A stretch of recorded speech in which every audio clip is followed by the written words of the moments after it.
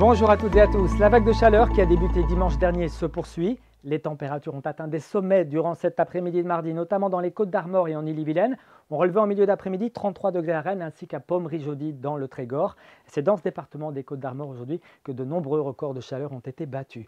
On commence ce bulletin avec cette magnifique photo. Les îles Chausey, cet archipel situé au large de Cancale et de Saint-Malo, où l'on observait ce lever de soleil à travers un voile de poussière issue du Sahara, que l'on voyait bien également ici à la mi-journée à Locmaria-Plouzané dans le Finistère. Regardons maintenant l'animation satellitaire du jour.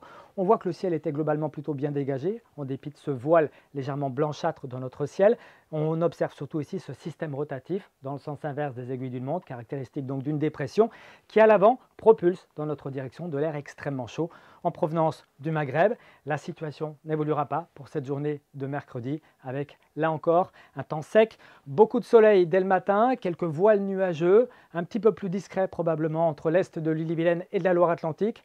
Soleil quand même précédé de quelques brumes, de quelques brouillards, notamment ici entre les abords de la mer d'Iroise et la côte des Légendes. Dans l'après-midi, ce voile va se décaler lentement vers l'est. On devrait retrouver du soleil entre le Finistère et les îles Morbihanaises. Et puis on n'échappera peut-être pas à cette tendance orageuse qui devrait se dessiner entre la soirée et la nuit suivante ici sur le nez du Finistère, où quelques averses orageuses donc sont possibles, notamment entre Ouessant et la côte des Légendes, le tout avec ce vent qui atteindra 40 à 50 km par heure. Les températures au petit matin seront en très légère baisse, elles seront ceci dit très douces pour la saison, entre 15 et 20 degrés.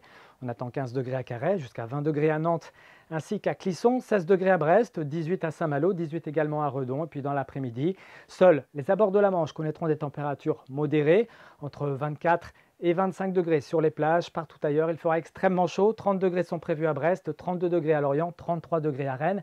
Et on devrait aller jusqu'à 34-35 degrés en Loire-Atlantique. Que va-t-il se passer ensuite? Bien, pour la couleur du ciel, ce jeudi, ce sera encore la même chose.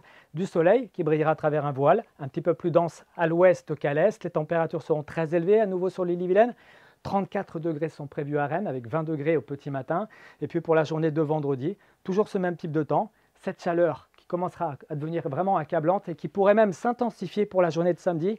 On va surveiller la situation, mais les 34-35 degrés sont possibles sur le bassin rennais. En journée, quelques ondées pourraient se manifester dans l'intérieur des terres.